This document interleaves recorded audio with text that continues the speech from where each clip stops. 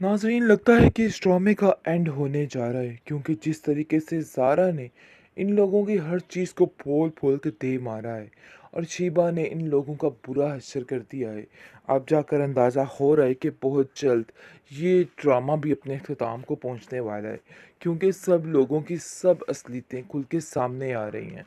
बहुत अफ़सोस हो रहा ज़ारा को कि आखिर मेरे साथ ये सब कुछ क्या हो गया। अरे भाई, सारी ज़िंदगी तुम्हारी माँ जो मैं नाहिल के साथ करती रही, वो इससे कहीं ज़्यादा बदतर था, तो इसलिए ये सज़ा तो बहुत कम है। बहरहाल जी, आप देखेंगे कि अब अपने मुँह से बहुत जल्द उगलने वाला है अपना हर एक गुनाह और कहेगा हनान कि हाँ, मैंने ही सब कुछ किया और दौलत की लालच में किया। जाओ, जो मर्ज़ी करना है कर लो। बहरहाल जी, आप देखेंगे कि बहुत ज़्यादा गुस्से में शीबा आ जाती है और कहती है कि मुझे तो शर्म आ रही है कि आखिर मैंने ये सब कुछ क्या किया। मुझे अपनी सारी रकम चाहिए, चाहे जो मर्ज़ी हो जाए, वरना मैं आप लोगों को नहीं छोड़ूँगी। ये बात तुम अपने ज़हन में रखना। तुम दोनों माँ-बेटा मिलकर जो प्लानिंग कर रहे हो ना, ये अब हम तक पहुँच चुकी है। ज़ारा बहुत ज़्यादा खुश है किस लिए शीबा को भी पता चल चुकी है, क्योंकि उसने शीबा को सब कुछ बता दिया और कहा है कि भई देखो, ये मामलात चल रहे हैं और ये लोग इस कदर घटिया हैं कि अपनी आय पर आकर कुछ भी कर सकते हैं। तो इसलिए बेहतर यही है कि इन लोगों की बातों पे अब बिल्कुल भी ध्यान नहीं देना और इन लोगों का ऐसा हश्र करना है कि ये लोग याद रखेंगे। लेकिन जी, अब देखेंगे कि समझ नहीं आ पा रही ज़ारा को इस बात की, क्या वो करे तो क्या करे? आखिर कहाँ जाए? क्योंकि अब उसके लिए हर सारे रास्ते बंद हो रहे हैं। बहुत ज़्यादा परेशान है, क्योंकि समझ रही है अब कि अब उसको किसी न किसी के सहारे की बहुत सख्त ज़रूरत पड़ चुकी है। क्योंकि उसने मिनाहिल के साथ भी तो बिल्कुल बना के नहीं रखी, वरना मामलात कुछ संभले होते। लेकिन जी, अब देखेंगे कि माजदा भी इस बात के लिए कभी नहीं मानेगी कि तुम इधर आके रहो, और कहेगी कि अपना हक मत छोड़ना, और वैसे भी तुमने जो कुछ किया अपनी मर्ज़ी के मुताबिक किया है। अब हमारे साथ इस तरह की बहस करने का कोई फ़ायदा नहीं है और ना ही तुम्हारी मैं इन मामलात में अब सुनने वाली हूँ। तो बेहतर यही है कि वहीं रहो। उनाए, जिसकी वजह से हर वक्त मैं नाहिल की ज़िंदगी में मलामत करने का सोचती रहती है, लेकिन ये चीज़ें उसकी ज़्यादा देर तक नहीं चलेंगी, क्योंकि अभी भी वलीद के दिल में सिर्फ़ और सिर्फ़ उसी का ही घर है और वो उसी के बारे में ही सोचता है। इस चीज़ का अंदाज़ा अभी इसको नहीं हो रहा, लेकिन बहुत जल्द वलीद फिर से कहने वाला है। बल्कि वलीद क्या कहेगा, वो लड़की सारे माजरे को जान लेगी और कहेगी कि मैं किसी के रिश्ते में कोई रुकावट नहीं बनना चाहती। मिनाहिल, मैं जानती हूँ कि तुम अपने मुंह से इस चीज़ का इज़हार नहीं करी, लेकिन वलीद वाकई में तुमसे बेहद प्यार करता है और तुम्हें इस बात को समझना होगा। मैं ऐसा हरगिज़ नहीं चाहती हूँ कि तुम अपनी ज़िंदगी में इस तरह अकेली हो जाओ। मेरे साथ तो काफ़ी रिश्ते हैं, लेकिन तुम्हारा वलीद के अलावा कोई नहीं है। जिस पर वो कहती है कि बात तो तुम्हारी ठीक है, लेकिन मैं भी किसी के रास्ते का कांटा नहीं बनना चाहती। मैं तुम्हें और वलीद को खुश देखना चाहती हूँ। जिस पर वो भी साफ साफ कहती है कि ये बात तो बिल्कुल तय है कि वलीद की खुशी सिर्फ तुम्हारे में है, और ये बात अब मुझे समझ जानी चाहिए। मैं ज़बरदस्ती के रिश्ते की काहिल नहीं हूँ, और आप लोग ये कभी भी मत सोचना कि मैं ऐसा कुछ करूँगी। इसलिए बिल्कुल फ़िक्र मत कीजिए, सब ठीक हो जाएगा बहुत जल्द। खुद वलीद इस बात का इज़हार करेगा कि वो इनकार कर रहा है इस रिश्ते से, क्योंकि मैं भी साफ साफ इनकार करके यहाँ से जाने वाली हूँ। इसलिए मज़ीद आपकी मुश्किलों को कभी भी बढ़ावा नहीं दे सकती हूँ। मेरी तरफ से बिल्कुल बदगुमान मत होइएगा। सारा ने एक भयानक चाल चलती है।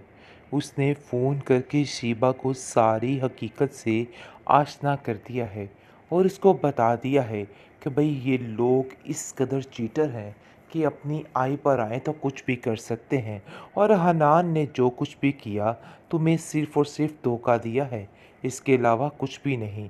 जिसको सुन के काफ़ी ज़्यादा हैरान हो जाती है वो, और कहती है कि मैं तुम्हारी बहुत शुक्रगुज़ार हूँ कि तुमने मुझे हनान के बारे में सब बता दिया, वरना मैं तो इसी बेवकूफ़ी में रहती कि वाकई में वो मुझसे बहुत प्यार करता है और बहुत जल्द मेरा रिश्ता लेने के लिए आएगा। लेकिन जी आप देखेंगे कि जैसे ही हनान के घर में शीबा की एंट्री होती है, तो शीबा काफ़ी ज़्यादा हैरान होती है और कहती है कि हनान तुम तो मुझे देख के ऐसे चौंके जैसे पता नहीं क्या हो गया। तुम क्या समझ रही हो कि मैंने ज़ारा को वाक़ई में तुम्हारी बीवी मान लिया? अरे नहीं भई, मैं तो वाक़ई में तुम्हारी ही बात का यकीन करती हूँ।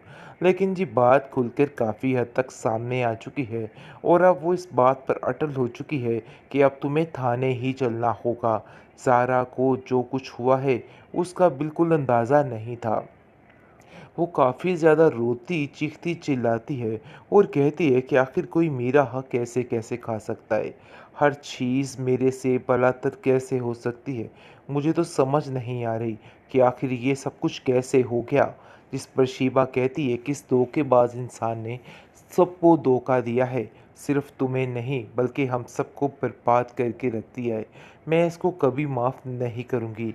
ज़ारा भी ज़ारो-कतार रो रही है क्योंकि उसके पास कोई ऑप्शन नहीं है। उसको समझ नहीं आ रही कि किस मुँह से जाकर अपने माँ से ये सारी बातें कहे कि वाक़ई में जो कुछ हुआ उसी की गलती थी और उसको कभी भी इस बात का यकीन नहीं करना चाहिए था।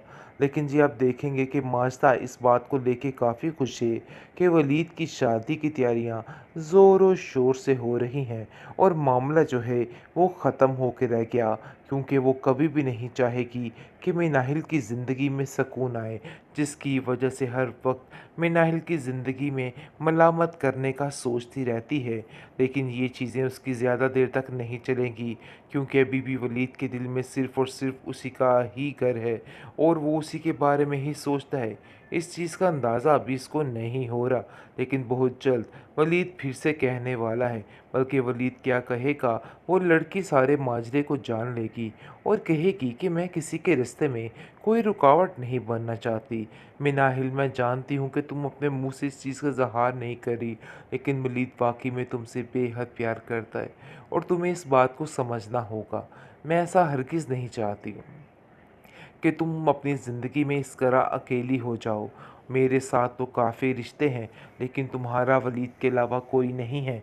जिस पर वो कहती है कि बात तो तुम्हारी ठीक है, लेकिन मैं भी किसी के रिश्ते का कांटा नहीं बनना चाहती। मैं तुम्हें और वलीद को खुश देखना चाहती हूँ। जिस पर वो भी साफ साफ कहती है कि ये बात तो बिल्कुल तय है कि वलीद की खुशी सिर्फ तुम्हारे में है और ये बात अब मुझे समझ जानी चाहिए। मैं ज़बरदस्ती के रिश्ते की काहिल नहीं हूँ और आप लोग ये कभी भी मत सोचना कि मैं ऐसा कुछ करूँगी। इसलिए बिल्कुल फ़िक्र मत कीजिए, सब ठीक हो जाएगा। बहुत जल्द खुद वलीद इस बात का इज़हार करेगा कि वो इनकार कर रहा है इस रिश्ते से, क्योंकि मैं भी साफ-साफ इनकार करके यहाँ से जाने वाली हूँ। इसलिए मज़ीद आपकी मुश्किलों को कभी भी बढ़ावा नहीं दे सकती हूँ। मेरी तरफ से बिल्कुल बदगुमान मत होइएगा।